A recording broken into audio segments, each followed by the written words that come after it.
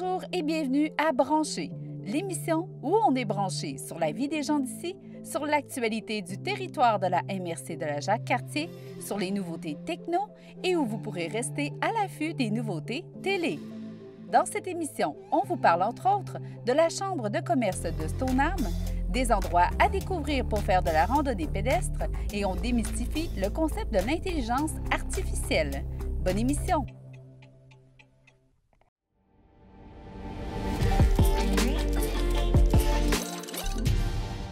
Qu'est-ce que l'intelligence artificielle?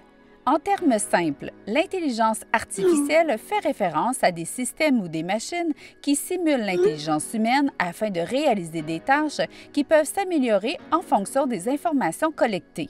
L'intelligence artificielle fait appel à la neurobiologie et à la logique mathématique. Elle utilise des méthodes de résolution de problèmes à forte complexité logique ou algorithmique.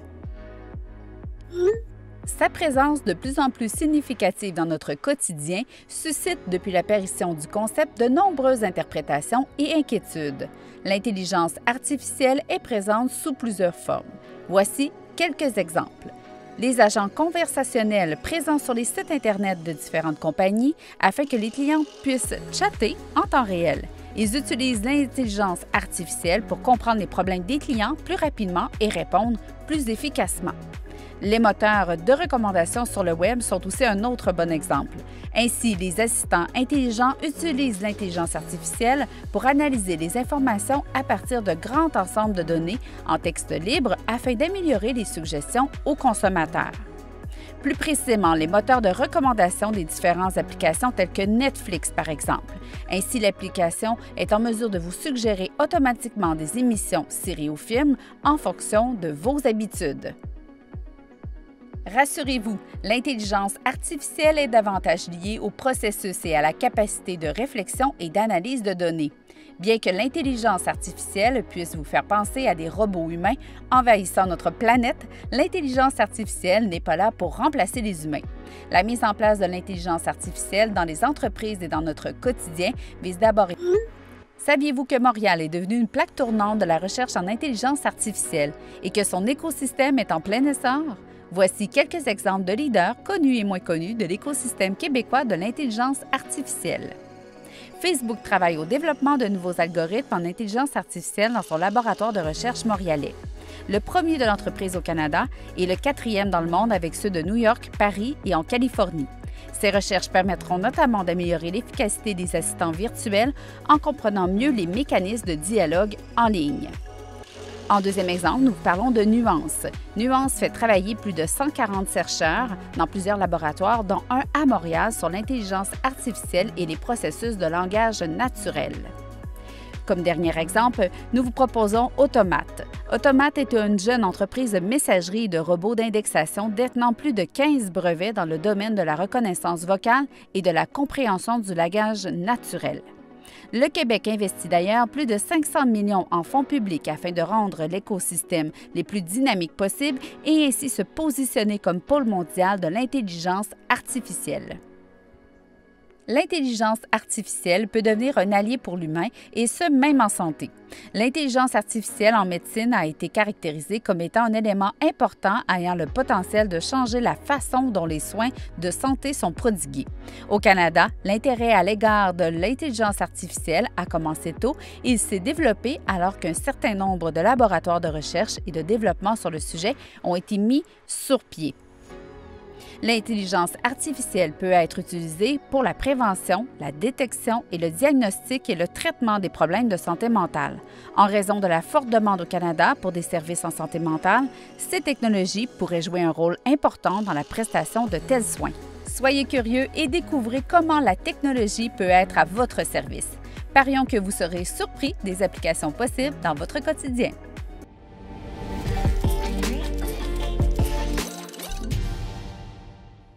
Bienvenue dans votre segment branché sur l'actualité de la MRC de la Jacques-Cartier.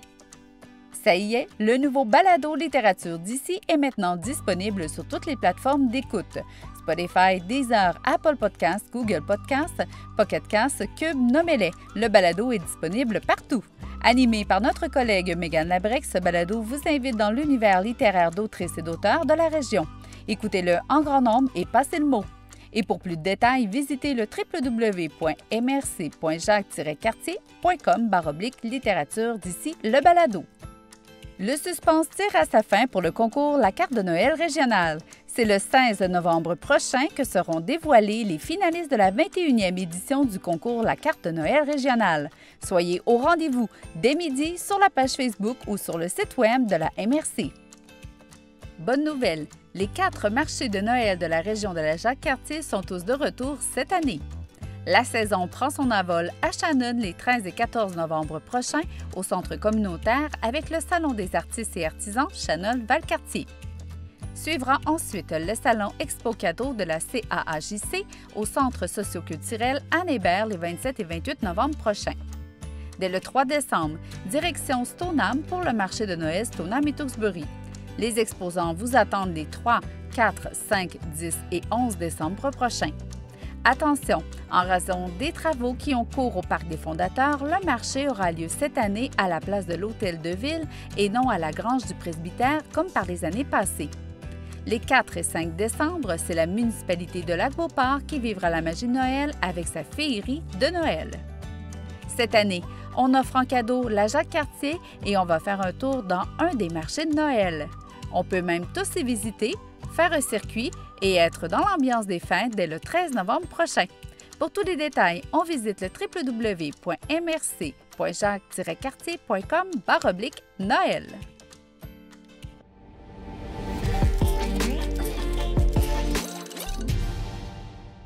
Bienvenue dans votre actualité CCAP. L'Assemblée générale annuelle des membres de la CCAP se tiendra le mercredi 24 novembre prochain à 19h de façon virtuelle. Tous les membres sont invités à participer à cette rencontre qui a pour but de présenter le rapport annuel de l'année précédente, statuer sur les excédents, prendre part aux décisions ou pour vous tenir informé des développements de votre coop. Pour assister à la réunion, connectez-vous à votre espace client. Un lien Zoom sera disponible 30 minutes avant le début de la rencontre. Nous vous conseillons de prévoir 10 minutes avant le début afin de procéder à votre inscription. Pour consulter l'avis de convocation, rendez-vous dans la section Nouvelles du site Internet de la CCAP. Vous aimeriez vous impliquer dans votre coopérative? Vous possédez des expériences pertinentes et croyez avoir un profil intéressant pour siéger sur un conseil d'administration? Posez votre candidature. 3 postes de représentants sont soumis au processus d'élection cette année.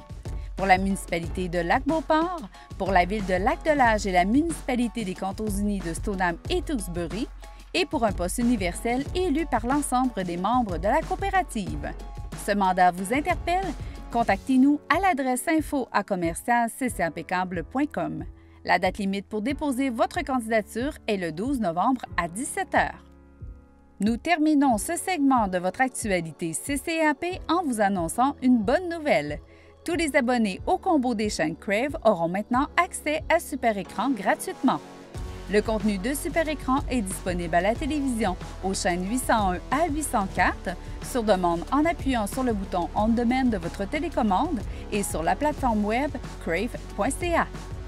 Voici ce que votre télé locale vous propose en novembre. Vous cherchez des idées d'activités physiques à faire avec les enfants durant la saison automnale? Nous avons l'émission parfaite pour vous. Suivez Karine Giguère, entraîneur, notre mascotte Cablo ainsi qu'un jeune invité chaque semaine. Venez bouger et chanter avec eux. Tous les jours à 7h, 9h30, 12h30 et 16h. Vous désirez vous initier ou acquérir de l'expérience dans le monde télévisuel ou tout simplement vous impliquer dans votre télé locale? CCAP.tv reçoit chaque année des gens avec peu ou pas d'expérience télévisuelle qui désirent suivre un stage ou donner de leur temps. Rendez-vous au www.ccap.tv, section Faire de la télé, stage et bénévolat pour connaître les détails et soumettre votre candidature. Cette semaine et la semaine prochaine, ne manquez pas à vue d'ici l'entretien du sentier de la boucle à Stoneham, la friperie Nos choses ont une deuxième vie, l'inauguration du méga projet de classe extérieure, On s'entretient aussi avec Mélanie Jean, photographe. On vous parle de l'Halloween à Lac-de-L'Ange et on découvre la collection Gaïa et sa boutique mobile. Pour soumettre une idée d'entrevue, vous êtes invité à communiquer avec nous via l'adresse info@ccap.tv. Saviez-vous qu'il est possible de visionner les émissions que vous avez manquées lorsqu'elles ne sont plus en ondes? Elles sont disponibles en rattrapage sur le site web de ccap.tv dans la section « Écoutez ma TV locale ». Pour les internautes, rendez-vous sur la chaîne YouTube de ccap.tv afin de visionner les listes de lecture de vos émissions préférées. À visionner sans modération. Vous aimez être au courant de ce qui se passe chez vous? Vous aimez être à l'affût de votre actualité locale? Suivez-nous sur Facebook. En plus de savoir tout ce qui se passe chez vous, vous aurez la chance d'interagir avec nous et de participer à nos concours et promotions.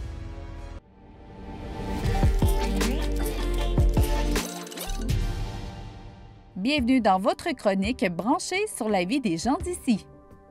C'est le temps de renouveler votre adhésion à la Chambre de commerce de Stoneham.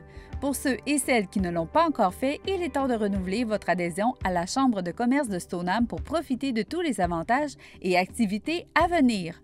Le tarif est de 100 $ pour les entreprises et travailleurs autonomes et 50 $ pour les organismes à but non lucratif, les associations et les particuliers intéressés par nos activités. Plusieurs activités sont à venir, dont des matinées entrepreneuriales virtuelles, des formations ciblées, des 5 à 7 réseautages ainsi qu'une soirée casino. En payant votre adhésion, vous courez également la chance d'être choisi au hasard pour la capsule Entrepreneur du mois qui sera présentée mensuellement.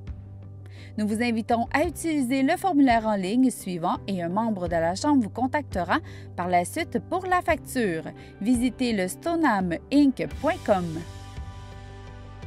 La ville de Sainte-Brigitte-de-Laval est fière d'annoncer que le parc d'affaires Boulin-Vallière se prépare à accueillir ses toutes premières entreprises. Le parc d'affaires représente un fort potentiel de développement économique fort ainsi qu'un atout de taille pour la ville. Ce parc a été réfléchi en fonction des créneaux d'excellence de l'agglomération de Québec.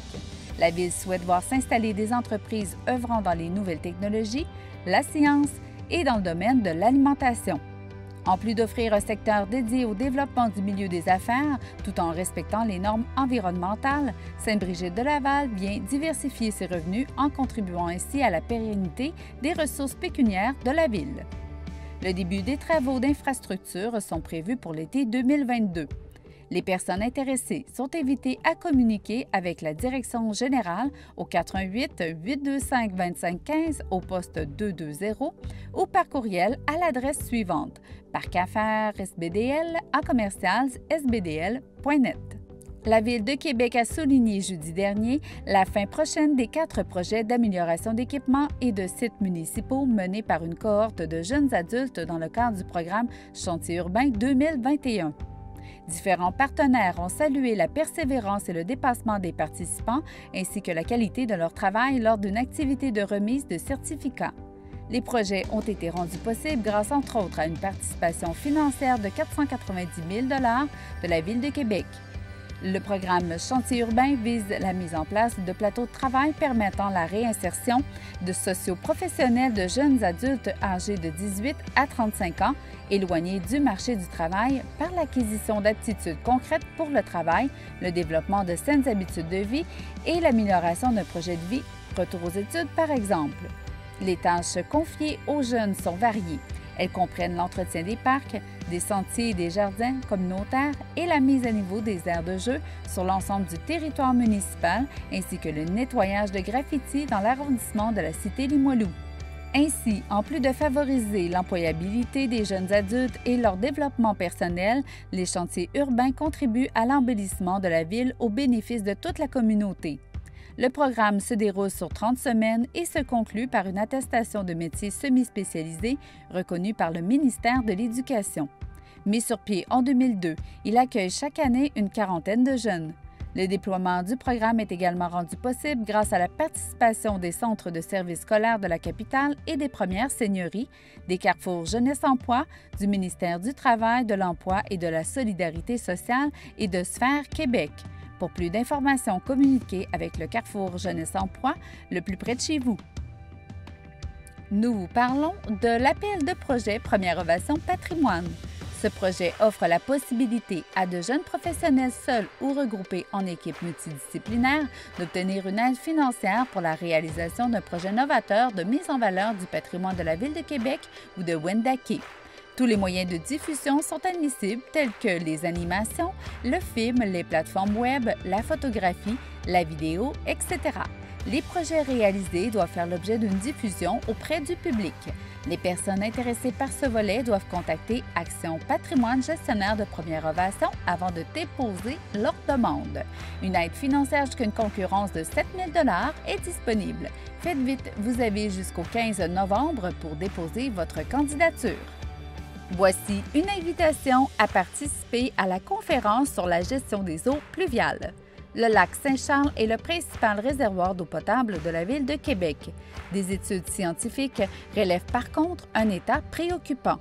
L'eau de ruissellement et ses affluents est qualifiée de douteuse ou mauvaise. L'heure est donc à l'amélioration de la qualité des eaux de ruissellement rejetées au lac. Agero et la Ville de Québec collaborent étroitement en vue d'une meilleure gestion de cet enjeu. La conférence sera diffusée en direct sur la page Facebook d'Agero le 16 novembre à partir de midi. Les conférenciers invités sont M. William Verge et Alexandre Baker.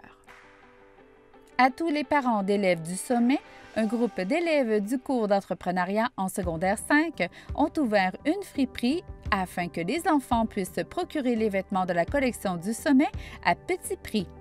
Même s'ils sont usagés, ces vêtements usagés sont de bonne qualité. En plus de la vente de vêtements, ils offrent aussi un programme d'achat-échange. Pour plus d'infos, rendez-vous sur leur page Facebook, uniforme, etc. de l'École Le Sommet. À tous les parents d'élèves du sommet, un groupe d'élèves du cours d'entrepreneuriat en secondaire 5 ont ouvert une friperie afin que les enfants puissent se procurer les vêtements de la collection du sommet à petit prix. Même s'ils sont usagés, ces vêtements usagés sont de bonne qualité. En plus de la vente de vêtements, ils offrent aussi un programme d'achat-échange. Pour plus d'infos, rendez-vous sur leur page Facebook, uniforme, etc. de l'École Le Sommet. La Coupe du monde de ski acrobatique s'arrêtera à Québec le 6 janvier prochain. Le relais accueillera une étape de la Coupe du monde de ski acrobatique. La dernière présence au relais remonte à 1993. L'intérêt de l'Association canadienne de venir à Québec découle du fait que plus de 70 % des athlètes de l'équipe nationale proviennent du Québec.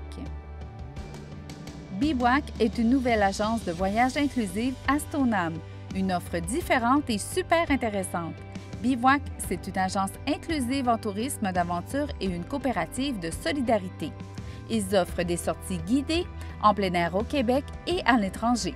Les groupes sont composés de participants avec et sans handicap. Leurs équipements sont adaptés pour tous les types de terrains et leurs activités sont solidaires, inclusives et variées.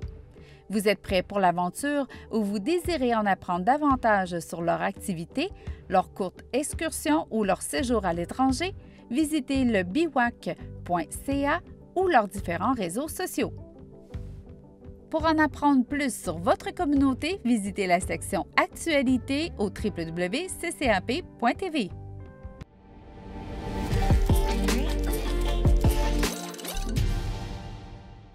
Amateurs de randonnée pédestre et de paysages à couper souffle, voici 10 suggestions de sentiers à découvrir sur le territoire. Le sentier La Boucle de la Station à Stoneham et Tewksbury. La station touristique du Chêné à Sainte-Catherine de la Jacques-Cartier. Le parc national de la Jacques-Cartier. La station touristique Stoneham. Les sentiers de la montagne à deux têtes à Sainte-Brigitte de Laval.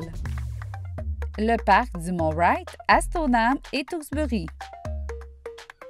Les marais du Nord à Stoneham et Tewksbury.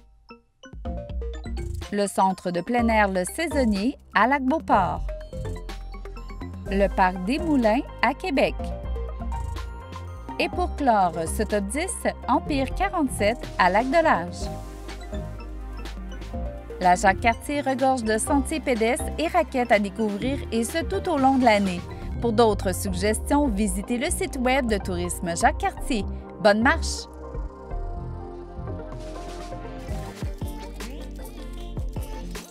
Toute l'équipe vous remercie d'avoir été à l'écoute. Pour plus de contenu branché, c'est un rendez-vous au www.ccap.tv.